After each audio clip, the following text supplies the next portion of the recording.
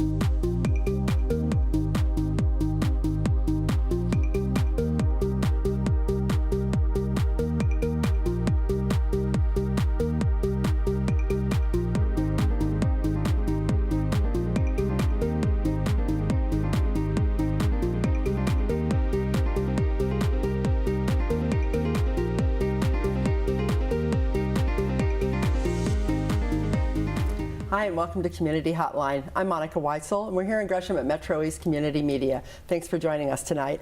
We've got a full show, and we're going to start out talking with an organization that has been helping people in the community for quite a few years.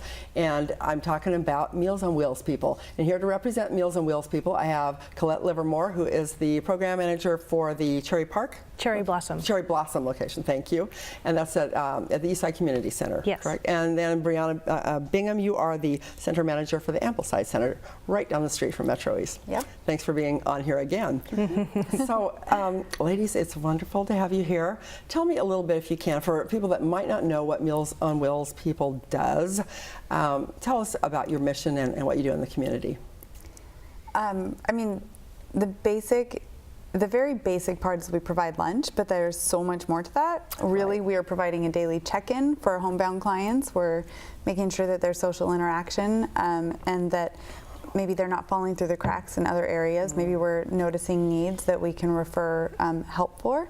And for both of us have centers that have a dining room where we're providing a place for them to hang out, drink coffee, have friends, and kind of create a new family right. amongst each other. And that's one thing I've gotten from talking with you before, Brianna, is that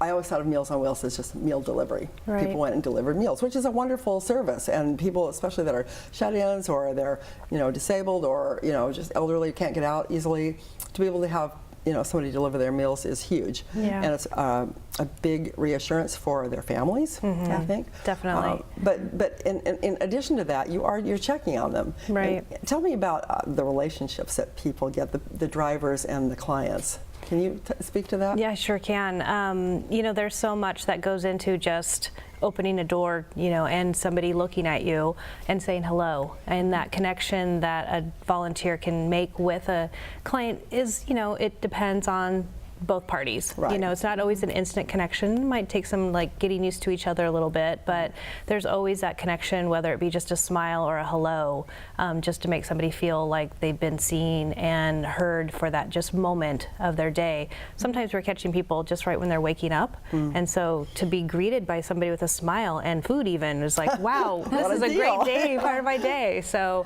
it definitely, that connection comes full circle with the driver making that connection and walking away and feeling really good about what they've done in that moment. So that makes them feel better going to the next person and having that same connection. Or maybe it may not be as fluid possibly, or maybe not as easy, but at least they know that they've done something good there. So. Right. And what a great feeling. Yep. That's the way it is with volunteering, I think, in most situations. You really get more out of it than you ever put into it. Yeah. Tell me about if you go to a client's house and there is a problem, you see that that things are really messy, that they're maybe it used to always be neat, but now things are a mess, or you can tell that there's something wrong with their health. What do you do?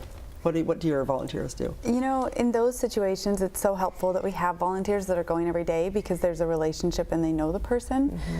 Some of our clients have told us they don't really want intervention. They're not comfortable with that. And so at that point, we respect those wishes.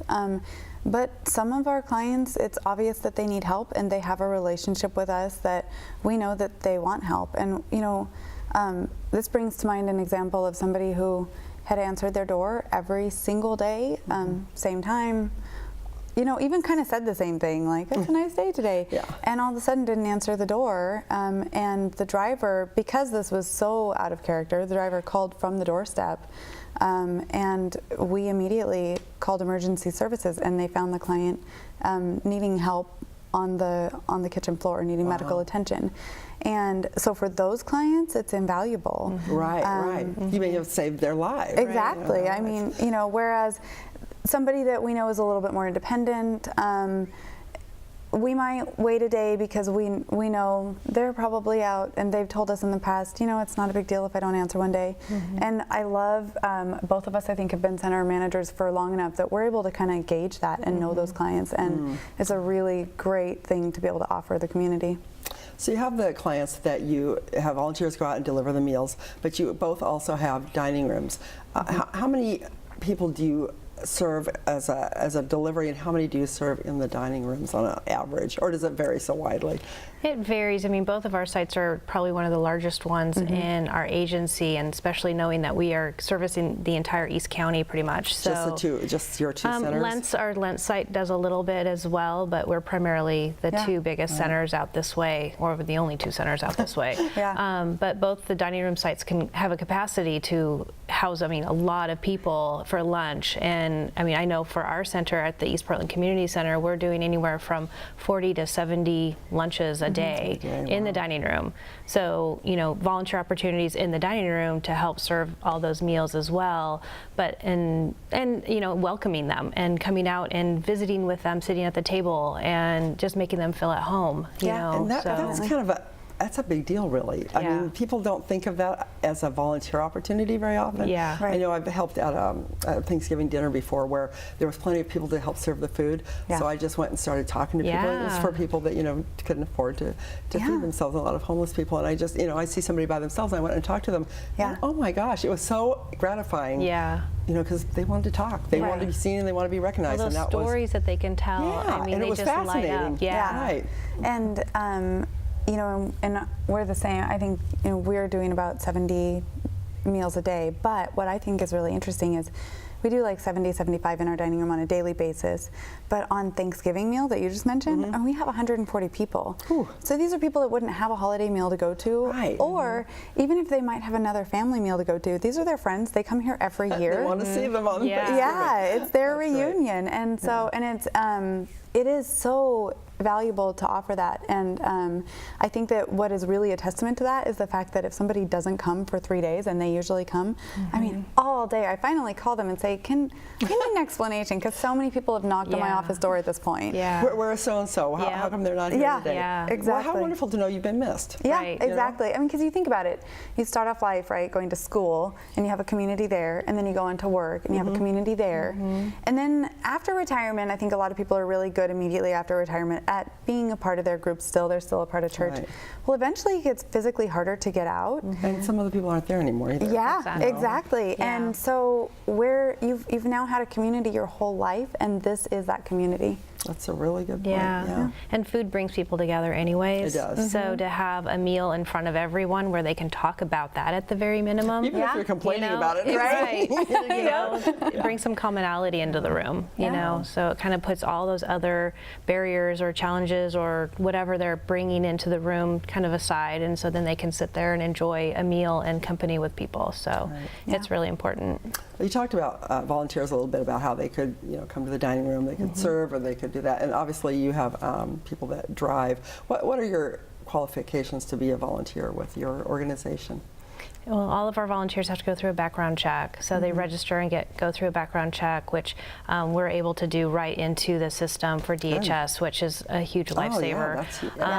It still takes a little time, but you know, once everybody's in there, they can go to any of the sites and volunteer. So that's really nice if they're moving around for work, or if they live in another part of town but work over here, they can volunteer anywhere. And then that's for delivering meals and for the dining room, so to work in the kitchen and serve the meals in the dining room. And then all the centers also have advisory committees, which is kind of the behind the scenes kind of role, where you don't really need a background check for that. It's just kind of to support the managers and the programming and aspects of each of the centers. So. And those are made up of people that represent kind of all aspects of service. So they would be volunteers, they would be clients. But what's also really important is community members, because sometimes we will think, we'll kind of think this is how it is because this is how it is, and it's really nice to have a fresh set of eyes to kind of come in and go, that's not really how it is. That doesn't make sense. Let's talk about this. Or get somebody from a different part of the community that you don't really represent. Yeah, exactly. Yeah. So that's really valuable. So how much of a time commitment is there to work as a volunteer for you? Is there a minimum? Like 2 hours? Yeah, about 2 hours a week. Yeah. Well, so actually, that's a good point. Mostly it's 2 hours a week, because that's kind of what a route is. However, a lot of groups come together. If they only have 2 hours a month, they'll get a group of friends, and then they kind of job share, basically. And we love that. That's fine too. Yeah. Well, speaking of volunteers, you did bring a video, and it's short, but it kind of gives a good flavor of how things work there. So why don't we go ahead and take a look at that now, if that's okay? Yeah, great. Okay. I'm Casey. And I'm Mateus. And I've been a Meals on Wheels volunteer for 4 years. I remember being really young, spending holidays volunteering, feeding homeless people, bringing Christmas trees. It's always been really important to me to help people who need it. So anytime I get a chance to bring any of my kids, I do. Elvira is one of my favorite seniors. She's a Cuban immigrant. She has 3 sons. I have 3 sons. I like to make the seniors happy, and I like to hear their stories. I'm Mateus, and you can be a volunteer too. Cute. I love that one. Don't get me choked up on TV. Yeah, that's great. Yeah. That's great. Well, those flowers just reminds me how that just brightens their day. Oh my gosh. Oh my gosh. Who doesn't love flowers? Yes. We get flowers donated. A lot of times it's from the Bloom Project. Sometimes it's from kind of private donations. And I mean, I get long descriptive voicemails about these flowers and thanking me, and so they're people just so deliver grateful. them then? Yeah. So we give them to the drivers to take with the meal, and so when they give them the meal, they get a bouquet of flower or a bunch of flowers. On occasion, I mean, it's just On kind of occasion. random. And, Yeah, and it's, we love to give them out, and I just love the feedback. It's such a good reminder that this is the social piece. They now have them sitting on their kitchen table. Well, yeah, and they probably don't get a lot of flowers anymore. You know what I mean? That's not, something probably they, Yeah. get It's a little that older, there's not as many people that send you flowers anymore. Yeah. That's really special. It is. So how are you funded? It's a big question. So A simple answer then. 60% of our funds is private fundraising. So some of our funding does come from government sources. It would be being reimbursed for Medicaid meals, or being reimbursed for a small portion of the meal through Older Americans Act. So that is some of it. It's not all of it, and we're kind of always trying to find new ways of revenue. Oh, we also sell popcorn. Oh, you do? Yeah. Yeah. So, you know, It's pretty good stuff. Yeah, it is. I love popcorn. I didn't know that. So it's a gourmet popcorn service that we've been starting, but most of it is fundraisers. Okay. And you have a new one this year. So tell me about this year's fundraiser. Yeah, we're really excited about the new one coming up in April. It's Stride for Seniors. It's our charity walk that'll be at PIR on April 22nd. It's Portland International Raceway for anybody who doesn't know. Yeah. No, it's okay. Not everybody knows, right? Yeah, but we're going to have the whole space is going to be filled with music and entertainment and food. As people are walking around the track, they're going to be entertained and engaged with, and it's going to be really fun. Yeah. And so it's at 10 o'clock? It's at 10 o'clock. So from 10 to 1, there'll be stuff happening at the venue. You know, this is a first-year event, so we want people to show up, be happy, and just help us.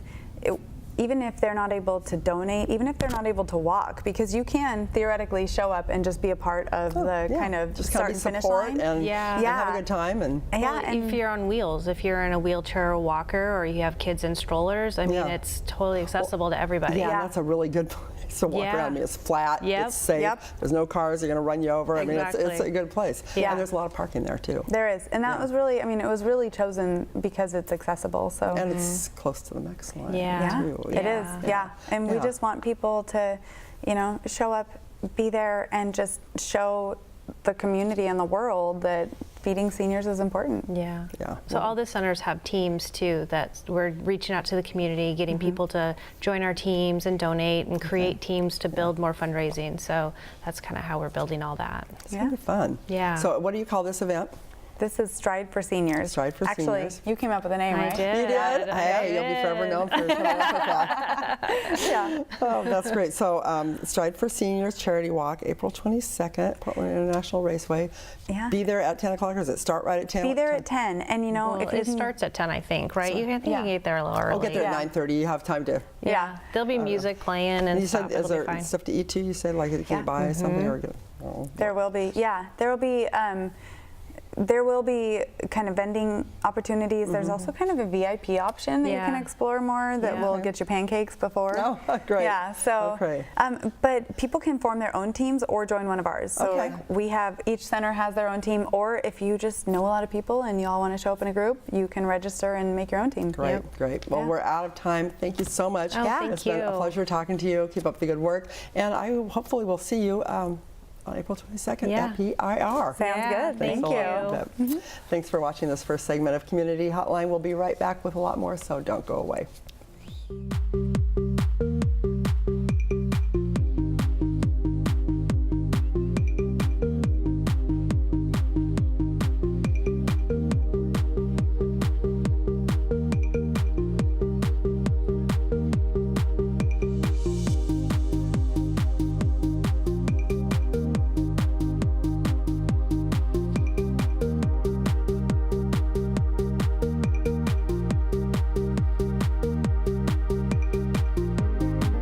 Community Hotline is made possible with generous support by Gresham Ford, the dealer with a heart. The Contribute to the Community program provides the opportunity for the Gresham Ford team to make a positive impact, serving their customers and helping people across the community.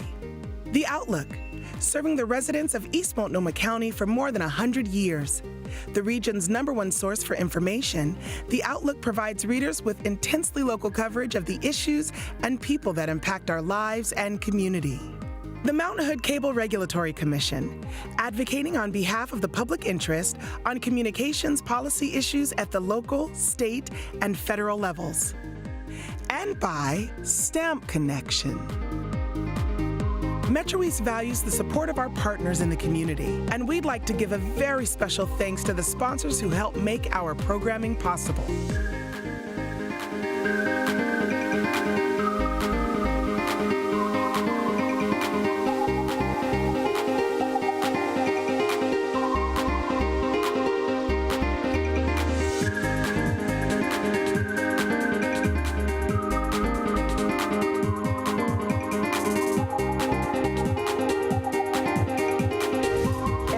Community Hotline, we highlight the great work of local nonprofits in our area. And now you can also see us on our live Facebook feed, 7 p.m. every second and fourth Wednesday of the month.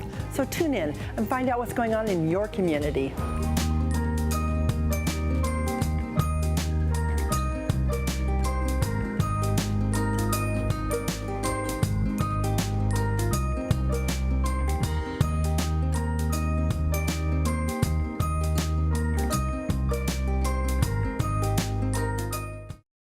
It is so important for me to have the right to be able to speak what I want to speak and talk about what I want to talk about. If you start shutting this person up and shutting that person up and shutting this person up, that's not America.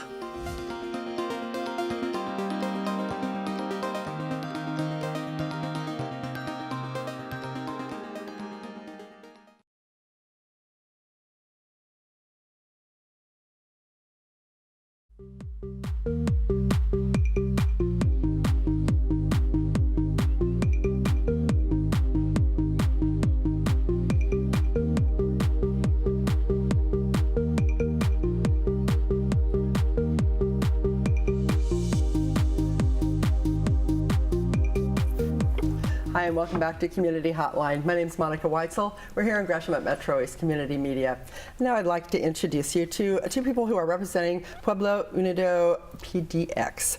And here is the Executive Director, Cameron Covell, and Patricia Moran. You are one of the board members, correct? That's correct. Okay, good. Thanks for being here tonight. Appreciate it. Thank you. So this is a fairly new organization. You're just coming up on your 1-year anniversary, is that right? That's correct. Yeah, that's huge. And I've read about you in the paper a lot. So you've and on TV, you've been around. So you've made some big changes, and I want to hear about that. But first, if you could tell our viewers a little bit about what your mission is and why this organization was started. Our mission is to empower and provide resources to Latinos with vulnerable immigration status, and to advocate for solutions that build just communities. So we started off just individuals working in the Rockwood, East County community, in food pantries and libraries, working after school with kids, teaching ESL, and particularly after the last election, a lot of community members were coming to us seeking resources around immigration, and they just weren't out there, particularly for folks who were detained and facing deportation proceedings. There were not a lot of resources available. So we decided to form Pueblo Unido. A colleague and I, Francisco Rodriguez, started sharing information to whom we could in the community, in the spaces that we are already in, doing service. And then he himself was detained by ICE and sent to Tacoma. That's just ironic, you know. Right. Fortunately, there was a big outpouring of support, which we'll allude to show in a video segment shortly. I was just one of thousands of people who showed up to a rally or who called to demand his immediate release, and he was released within about 24 hours of being picked up. So from there, Francisco and I were invited to several events in downtown Portland to speak about Francisco about his story, and then myself about the client stories that we hear working out in East County. And after a few weeks of traveling to Portland to different events, we kind of realized that the awareness that's going on and the services that are available are not reaching the community that needs them out here in East County. And there's a huge need, right? That's right. So I believe, according to Representative Hernandez, we're the first community-based organization to become a nonprofit in East County to specifically represent the needs of East County residents. That's wonderful. That's great. Congratulations for doing that Thank too. you. You know, it's not an easy thing to form a nonprofit and to get it off the ground. So, should we go ahead and look at that video now? Yeah, let's take a look at that, because maybe we can get a better idea of what you're talking about. Sure. Here.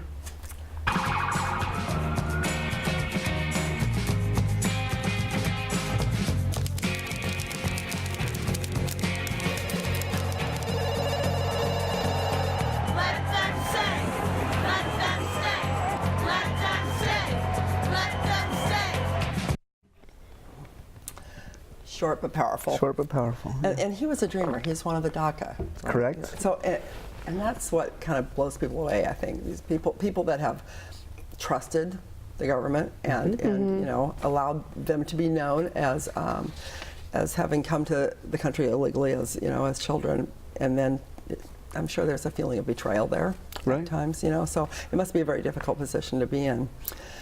So How did you get involved with this? Similar to what Cam was saying about just different people working in the community. I work for the public library in Rockwood, and so I got to know some of the people in the group because they use the meeting rooms, and as a place where people come for information, we refer a lot of people that come to the library to different organizations, and there was a gap where some organizations weren't filling, and so Pueblo Unido, I noticed, was doing some of that work, and so at work I got to know them, but then I started becoming more interested, and on my own time have started volunteering and offered to be on the board to get the organization off on nonprofit status. And yeah, and my family's from Mexico, and I work in the community, and I think it's important to highlight that even if it's not affecting us directly, like everyone is affected somehow, like even if they're not DACA or if they're not undocumented, like we're all part of the same community. We're all in the same community, and yes, we are all affected in one way or another. It's an important issue.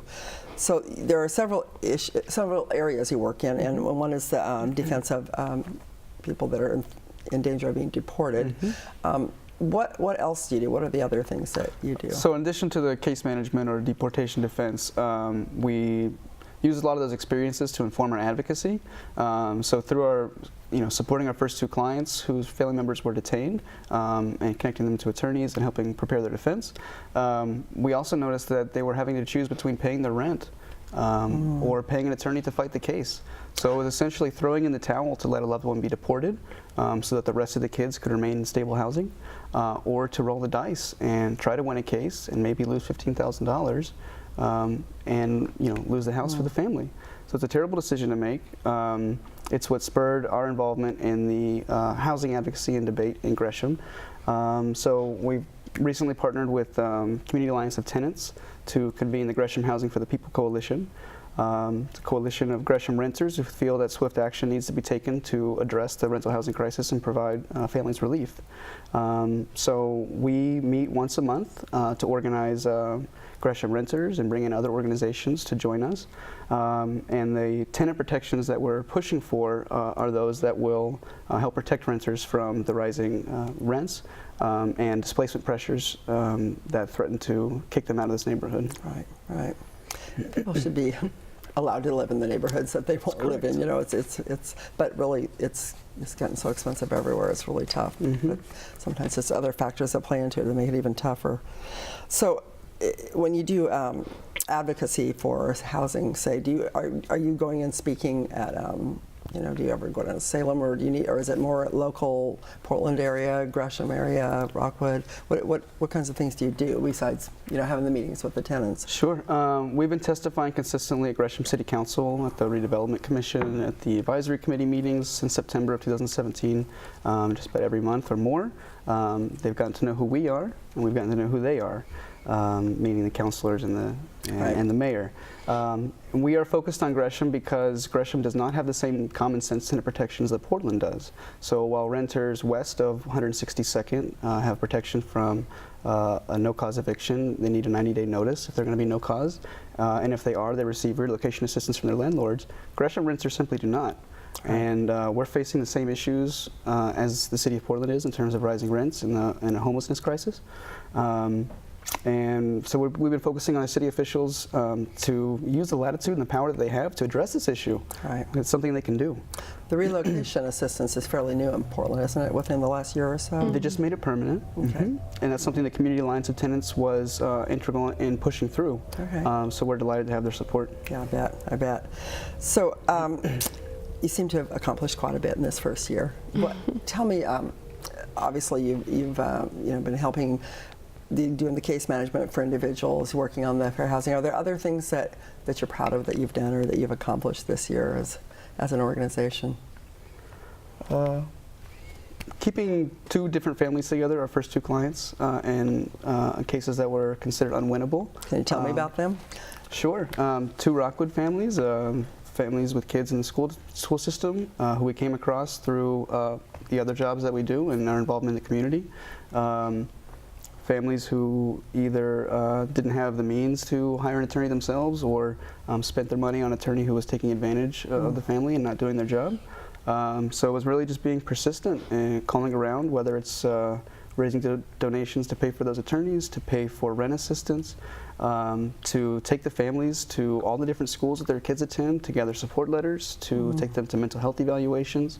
And this is where volunteers who might not have any experience with the law or any type of immigration experience can really step up and help out. We had a new volunteer who joined, who happened to have a car and a morning off, and with the timeline coming up for the attorney to submit all the paperwork to the court, this volunteer took one of our clients to 3 or 4 different appointments, gathering all the evidence and dropping it off right in the lawyer's hands the day that they needed it, and ended up winning the case. That's great. And they call them unwinnable, particularly when folks are sent to Tacoma.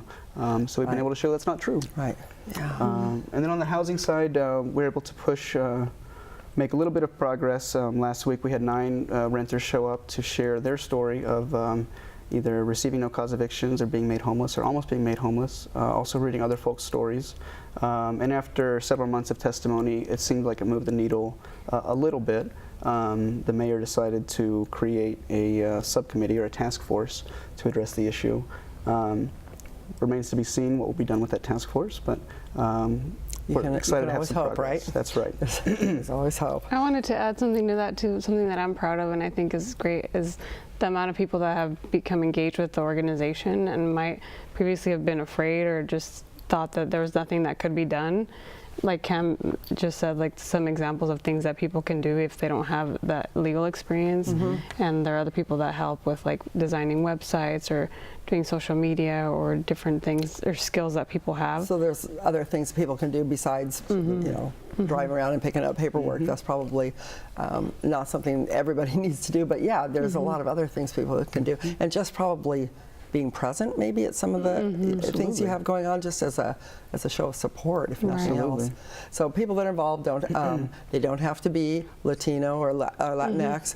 It can be anybody in the community, I assume, who would like to, show some solidarity in this. Have you personally had some interactions with people that you feel have really benefited from working with this organization, or that you think are going to benefit from this organization that you're currently working with? Well, I'm more new to the organization, but I did learn about it also through another friend who was trying to raise money for her family member in Mexico who had cancer. And she was cooking food in her home and raised funds, and Pueblo Unido just showed up and supported her and started spreading the word to other people that she was doing this event at her house. And that just showed me that the commitment of the people that were in this organization and how it's really about the community and helping each other out. Well, it's really at a grassroots level too, isn't it? Yeah. Yeah. So you have a 1-year anniversary coming up. Oh, and here's some pictures here.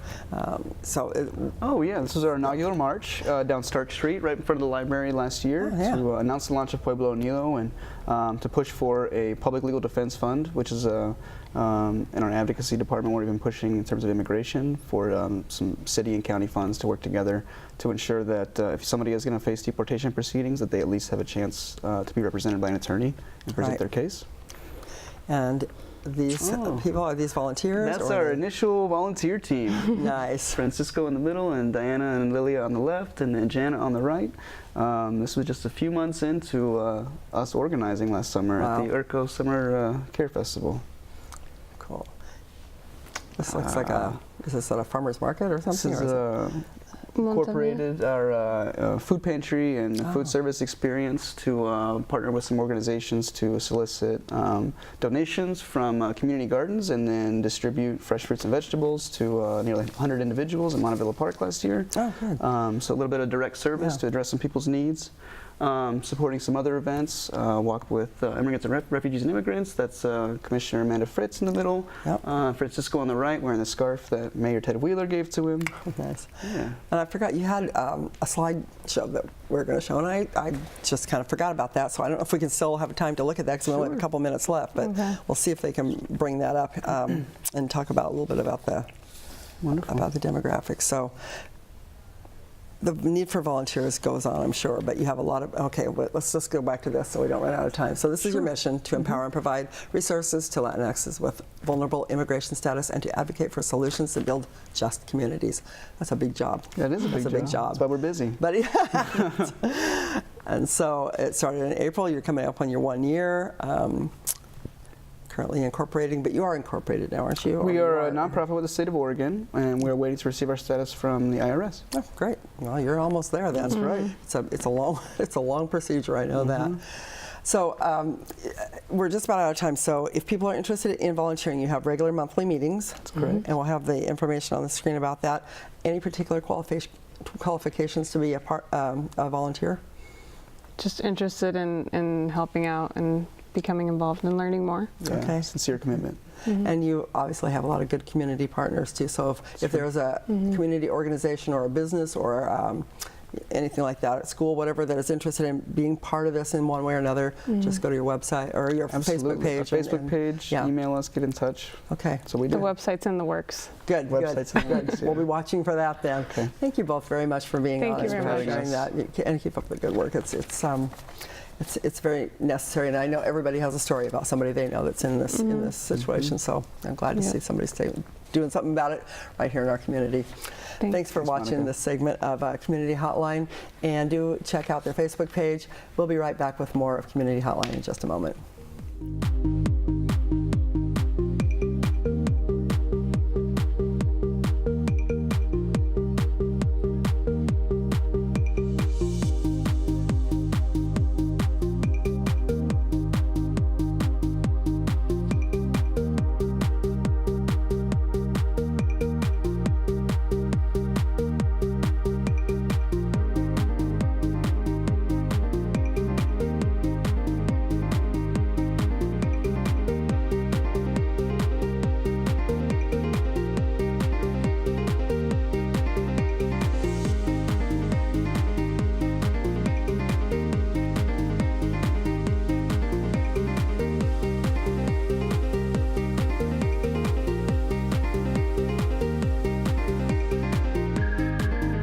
Community Hotline is made possible with generous support by Gresham Ford, the dealer with a heart. The Contribute to the Community program provides the opportunity for the Gresham Ford team to make a positive impact, serving their customers and helping people across the community. The Outlook, serving the residents of East Multnomah County for more than 100 years. The region's #1 source for information, The Outlook provides readers with intensely local coverage of the issues and people that impact our lives and community. The Mountain Hood Cable Regulatory Commission, advocating on behalf of the public interest on communications policy issues at the local, state, and federal levels. And by Stamp Connection. MetroEast values the support of our partners in the community, and we'd like to give a very special thanks to the sponsors who help make our programming possible.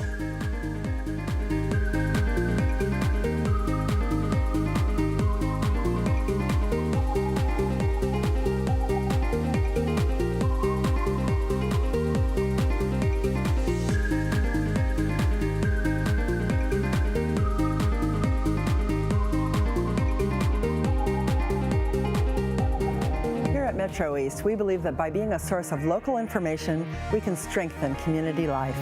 Every week, we highlight the great work of local nonprofits on our studio talk show, Community Hotline. As the host of the show, I enjoy learning about all the opportunities, programs, and services available in our area. For me, it's really rewarding to be a part of helping organizations further connect to the community they serve. Whether it's finding volunteers, encouraging donations, or informing the public about services they have to offer. And the show's a lot of fun, too. We're always learning something new about the amazing nonprofits that work in our area. So join us every Wednesday night at 7 p.m. on Channel 21 to find out more about what's going on in your community.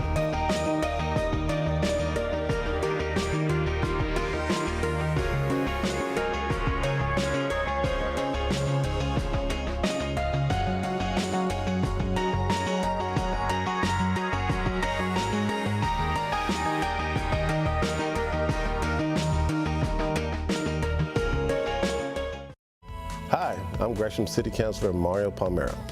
Tune in to Community Hotline Wednesdays at 7 p.m. and you'll find out about local organizations making a positive difference in your world.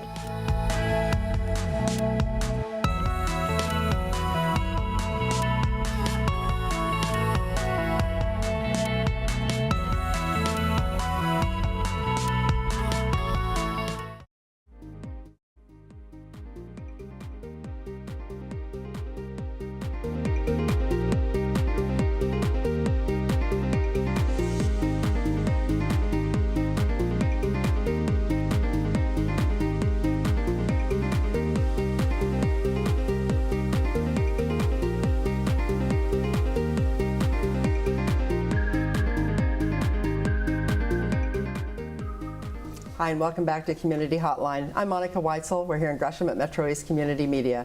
Thanks for staying with us. We're going to end the show tonight talking with Play, Grow, Learn. I finally got the name down in the right order. So Play, Grow, Learn is a local organization, and we have with us tonight Jermaine Flintroy. You are a program manager there. Yes. And Anthony Bradley, you are the executive director. Correct. Thanks for being here, both of you. Thanks for having us. So tell me a little bit, if you could, about why this organization was started and what your mission is. Well, my day job is working for the Reynolds School District, and I'm a community liaison for shelter and homeless youth, Title 9A, Title 10 kids. And I just started actually about a year and a half ago with the district. And in doing my work, what kind of informed the need for Play, Grow, Learn was working with kids that came from community shelters and homeless situations and that were really struggling in school and kind of had no outlet. They were confined to shelter situations, and as a result of that, they were restricted in movement and play and voice tone and activity. All the stuff that kids need. All the stuff that makes a kid a kid. Yeah. Correct. So I've worked with Jermaine for over 20 years in different capacities, coached against him in different capacities, coached with him in different capacities, more against him so than you with know him well. I know him pretty well. And so him being a community health worker and me knowing that he was in this community, I went to him and asked about some resources for giving the kids an outlet. And the best thing that we came up with was a gym, and that's kind of how Play, Grow, Learn was formed. Wow. So the gym is used, is it after school? Is it weekends? How does this work? So we get the Friends of the Children gym. Which I just took a tour of not very long ago. Really nice facility. Very nice. We usually get that every Tuesday nights from 7 to 8:30, and we somewhat get it on Thursday. So Tuesdays and Thursdays when we have that gym, and that's how I get. Jackson's a wonderful thing. So the kids can come, they can play basketball, they can play games, whatever. Exactly. I think you brought some pictures, and maybe we can take a look at them too and kind of get an idea of what the kids are doing there. So about how many kids do you get, or does it vary widely? It varies. We started off, our first gym night, we had about 33 young people, 33 kids in the gym. That's pretty good. And I don't think we've ever dipped below, relatively far below that number. Really? And our highest capacity has been about 68, 69 young people in the gym at the time. Wow, Yeah. that's a lot of kids. Yeah. Yes. So how does that work then? How do they find out about you, and is there a requirement that they have to meet or eligibility to actually participate in the program? Well, as far as finding out about us, it's kind of virtually word of mouth. We work with primarily some agencies like Multnomah County and some of the shelters within Multnomah County for referrals of kids. But pretty much after that, once you open up a community resource, a lot of kids in the community start becoming aware of it, and then it kind of goes on from there. If the kids are having a good time, other kids are going to find out about absolutely. it. All you got to do, that's the trust and the safe you built. Yeah. That's right. Trust is a huge part. That's it. Huge part. So let's see if we can bring those pictures up so we can take a look at those, because I know that they're. No, we're going to wait on that for a little bit, I guess. So the programs that you have the after school, and that's Tuesdays and Thursdays. Do you have other things in the works, or I know you've had a fundraiser. Yes. Was the dance a fundraiser, or was that just a community event? We had a Play, Grow, Learn fundraiser. We had a mother and son and father and daughter sweetheart ball. That looked great. Yes. I was doing a show that night, so I couldn't be there, but it really looked like it was fun. Yes. Was it a good time? Yeah, we had over 150 participants from the community and from the shelters in the local area. And we wanted to kind of bring a sense of normalcy to some of the families that don't have an opportunity to experience that. Some healthy interactions and encourage some healthy relationships. Sweetheart could be a mother, could be a father, could be a brother, sister, sibling, uncle, cousin, family member. Anybody that's, that you love, that you want to bring Absolutely. in? Absolutely. Absolutely. I can't even imagine what that must have been like. It seems like it would be a very heartwarming experience. It was a lot of fun. We did some raffles and gave some prizes away. We thought it was a good experience for the families. Great. I'm really glad to hear that. So the kids that you serve are mostly homeless kids, a lot of foster kids. Correct. And really you've opened it up to any kids that are disenfranchised, that just are not getting their needs met. Yes. And play is, like I said in our little openers, it's the kids' job. Kids need to play. Correct. I mean, they learn teamwork. They learn how to connect with other people, and it's really, really important.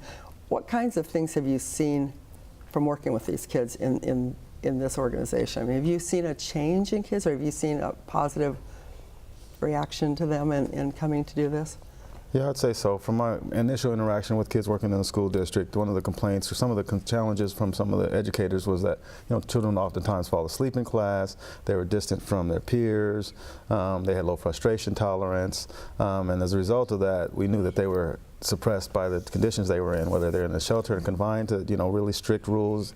We wanted to give them an opportunity to be expansive and play, and just a kid to be a kid. That's the whole kind of premise of Play, Grow, Learn.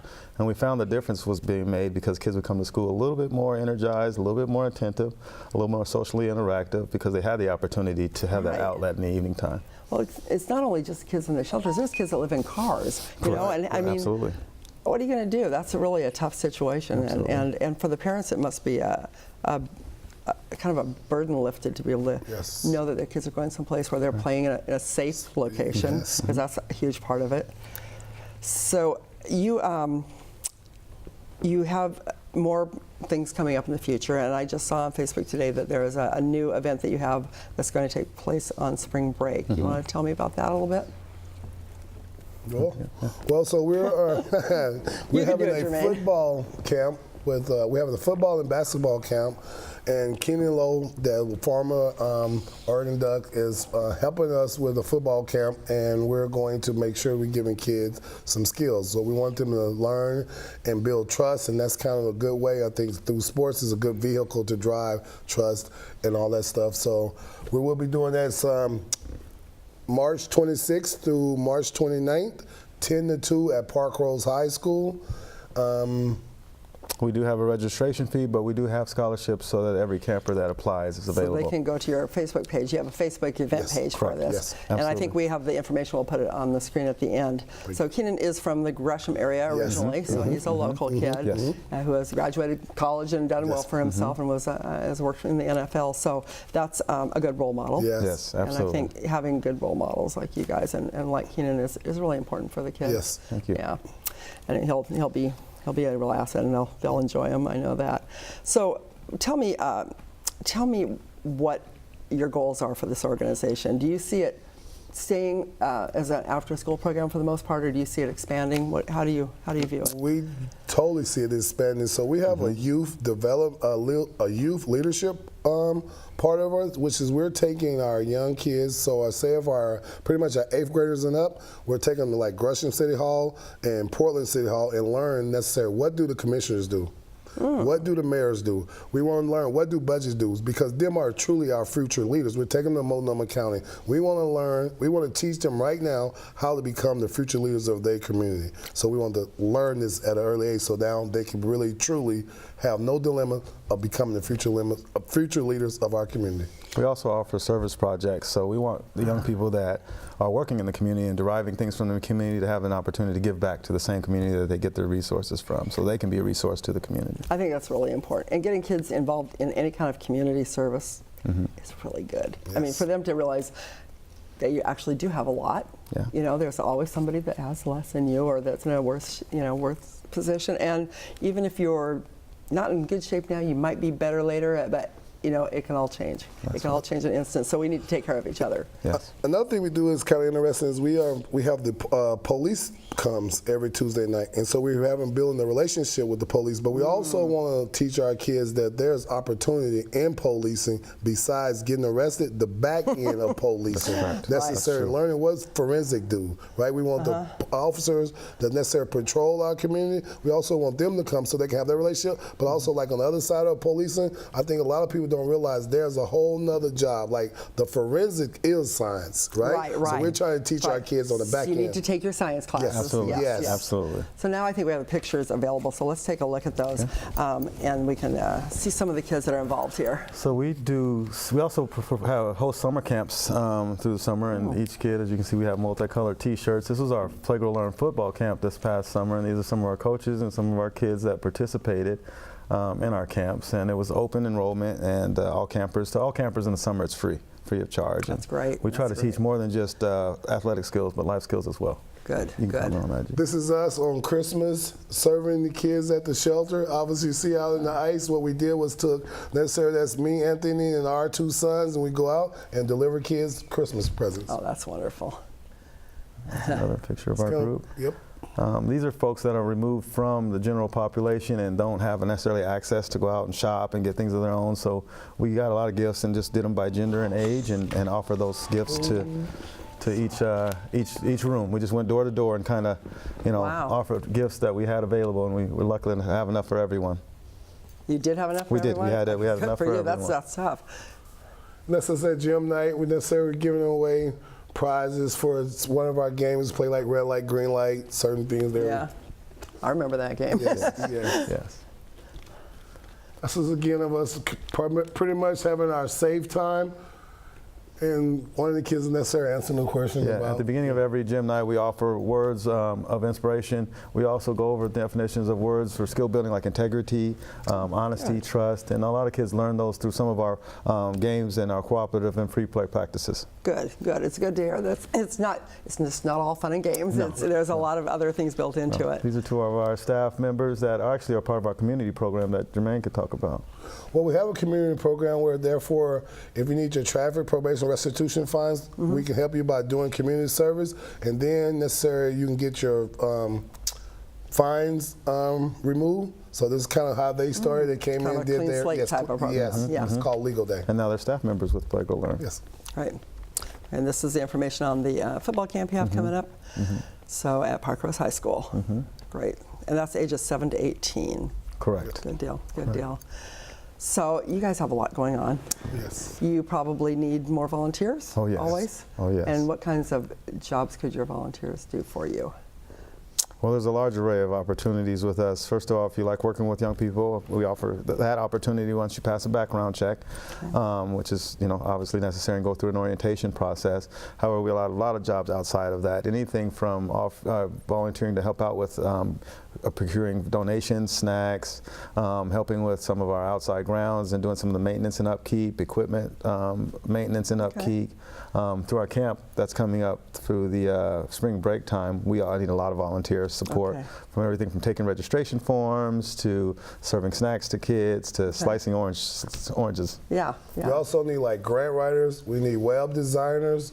We need necessary photographers. We need some help in the office administration. So we're looking for. Really, if you want to volunteer, there's something available for everyone. Please. Yes. And what about community organizations and businesses? You are probably open to help from all of them too, I imagine. Absolutely. Say, for example, you're giving presents out at Christmas, or giving raffle prizes. If businesses can donate something, or another organization wants to help you, then yes, we're more than welcome to receive go to your them. Facebook page and. Until we get somebody who's a web designer to get the website going, right? Exactly. That's correct. Yeah. I've heard a lot about your organization and the community, and I have met you before, Jermaine. So I know you, and it's a pleasure to meet you, Nice Anthony. to meet you. I'm really glad to see you guys doing this in the community. Is there any last words, that you'd like to tell us about Play, Grow, Learn before we close the show tonight? Well, I just wanted to share that, a lot of the young people in the community that are underserved and unrepresented kind of go unnoticed. And kind of our job in Play, Grow, Learn is to be that kind of spokesperson and kind of advocate for those young people. There's a lot of agencies that are supporting young people in the community, but we try to actually go actively find young people that aren't being represented and are underserved. And we feel like that the gym and the experience in the gym is a non-confrontational way to teach kids skills. So when they have tumultuous lives, they have some sustaining skills that don't go anywhere. Those are skills that'll stay with them, plus you're giving them a place to feel safe and to to kind of escape from whatever is going on in their lives that is not good. You know, And to be a kid. And to be a kid, yes. Hope and love. Yes, I like that. Yes. I like that. Well, thank you, gentlemen. Thank you so much. And if people are interested in donating, I know you'll gladly take that too. Absolutely, So, please. Yes. Well, thanks very much. If you are interested, please go check out their Facebook page.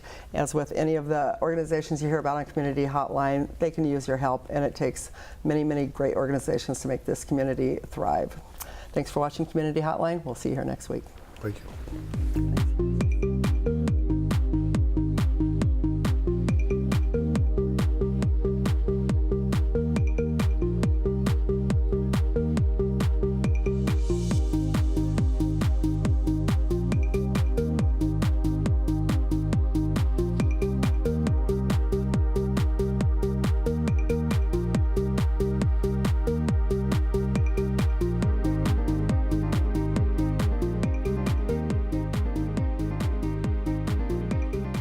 Community Hotline is made possible with generous support by Gresham Ford, the dealer with a heart.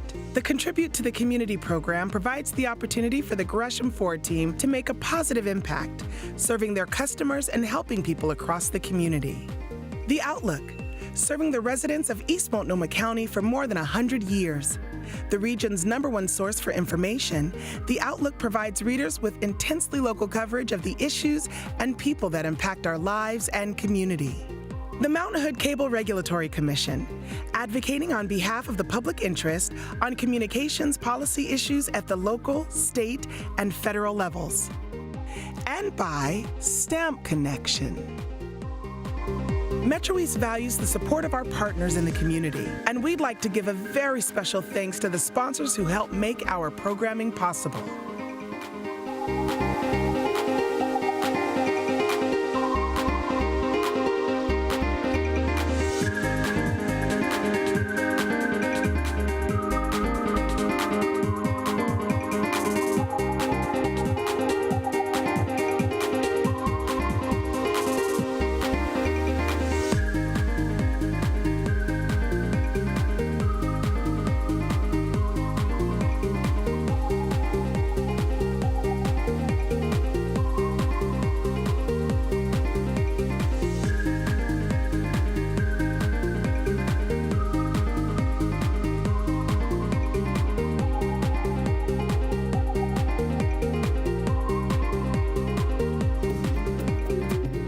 Community television is what participatory democracy is about. Like my friend Laird Ross says, it's the last great American soapbox. It gives me a voice. I'm glad it's available.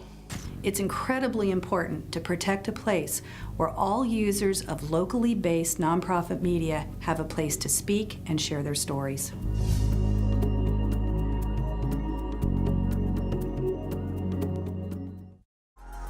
Hi, I'm Multnomah County Commissioner Lori Stegman, representing East County. Tune into Community Hotline Wednesdays at 7 p.m. and you'll find out about local organizations making a positive difference in your world.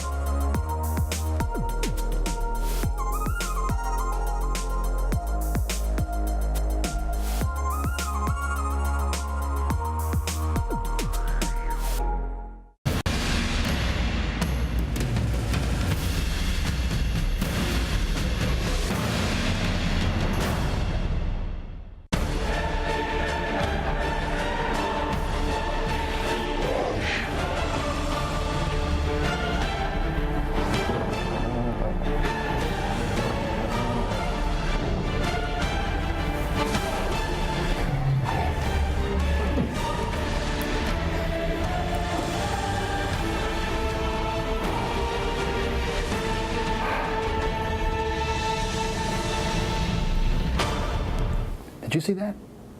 I just prevented somebody else from getting my sickness. Do you wash your hands?